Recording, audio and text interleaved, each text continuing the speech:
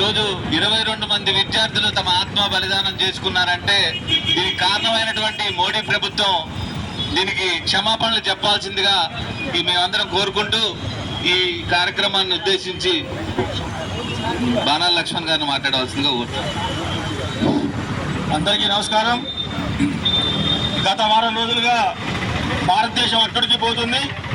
దానికి కారణం ఏంటంటే విద్యార్థులతో బీజేపీ ప్రభుత్వం చెలగాటం ఆడటమే కారణం. ఏంటంటే గత 12 సంవత్సరాలుగా బీజేపీ ప్రభుత్వం నిర్వహించిన ఏ ప్రవేశ పరీక్ష కూడా లీక్ కాకుండా సవ్యంగా జరిగిన దాఖలాలు లేవంటే విద్యా వ్యవస్థ పట్ల ఈ ప్రభుత్వానికి ఎంత నిర్లక్ష్యంగా వ్యవహరిస్తున్నారో పూర్తిగా అర్థమవుతుంది. వారు దేవుడు రాముడి మీద చూపించే ప్రేమ అభిమానం, ప్రతి ఒక్కరికి దేవుడి మీద భక్తి ఉంది. ప్రతి ఊళ్ళో కూడా రాముడి గుడి ఉంది. ప్రతి ఒక్కరు కూడా రోజు దేవుడిని ప్రార్థించుకుంటారు. కానీ ఈ బీజేపీ ప్రభుత్వం దేవుడి మీద రాముడి మీద మాకే పేటెంట్ హక్కు ఉంది అని చెప్పేసి చెబుతూ వారు ఒక దేవుడి జపం తప్పితే ఎవరి జపం చేయకుండా ఆ రోజు రైతుల్ని ఢిల్లీలో చితకబాది రైతుల ఉసురు పోసుకున్నారు. ఈ రోజు అల్టం పుణ్య వెరగని విద్యార్థులని చితకబాది 21 మంది విద్యార్థులు చనిపోయడానికి ప్రధాన కారణమైన బీజేపీ ప్రభుత్వం ఈ రోజు విద్యార్థుల ఉసురు పోసుకుంటుంది. ఈ పోటీ పరీక్షలు ఎదుర్కోవాలంటే 1 సంవత్సరం 2 సంవత్సరాలు నెలలో కూర్చొని చేసే వ్యవస్థ కాదు.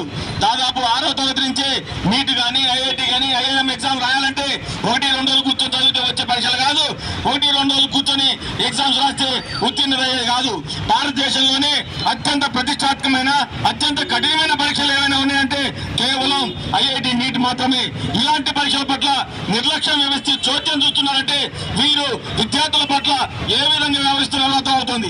7 సంవత్సరాలు కష్టపడి ఎగ్జామ్ రాసి రిజల్ట్ కోసం వెయిట్ చేస్తామంటే వారు ఒక్క చిన్న వ్యవస్థని పేపర్ లీక్ అయిపోయింది మళ్ళీ పెడతాం అంటే ఏంటి?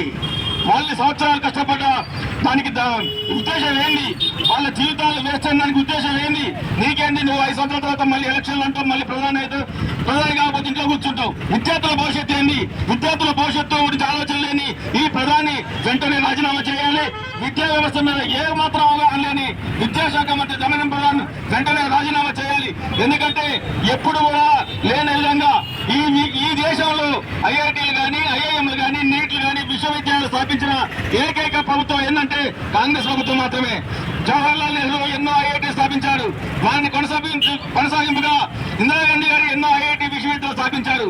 దాని కొనసాగింపుగా మన్మోహన్ సింగ్ గారు కానీ అదేవిధంగా పివి నరసింహరావు గాని విద్యా వ్యవస్థ మీద పటిష్టంగా ఏర్పాటు చేసి ఎన్నో విద్యా సంస్థల్ని విద్యాలయాన్ని దేవాలయాలుగా భావించి విద్యార్థులను ఎంతో మందిని ఇక్కడి నుంచి దేశంలో అత్యంత మేధావులుగా తయారు చేసి దేశ విదేశాల్లోనే ఈ రోజు భారతీయ విద్యార్థులు అన్ని రంగాల్లో ముందున్నారంటే ఈ విద్యాలయాలే కారణం. దానికి ఇలాంటి విద్యాలయాల్ని ప్రశ్న పట్టించే విధంగా విద్యాలయాలను నిర్వీర్యం చేసే విధంగా వ్యవహరిస్తున్న బీజేపీ ప్రభుత్వం వెంటనే గద్దె దిగాలని ధర్మేంద్ర ప్రధాన్ గద్దె దిగేంత వరకు మా రాహుల్ గాంధీ ఏదైతే పోరాటం చేస్తుండో గత 6 నెలల నుంచి ఛాత్రం గురించి పేరిట విద్యార్థులను మమేకం చేస్తూ విద్యార్థుల భవిష్యత్తు పట్ల ప్రత్యేకమైన శ్రద్ధ తీసుకుంటూ వారిని వెనక నుండి పోరాటం చేస్తున్న రాహుల్ గాంధీ గాని అన్యాయంగా పాశవికంగా అరెస్ట్ చేసిన విధానాన్ని నిరసిస్తూ ఖండిస్తూ ఈ రోజు నిరసన కార్యక్రమం చేపడుతున్నాం.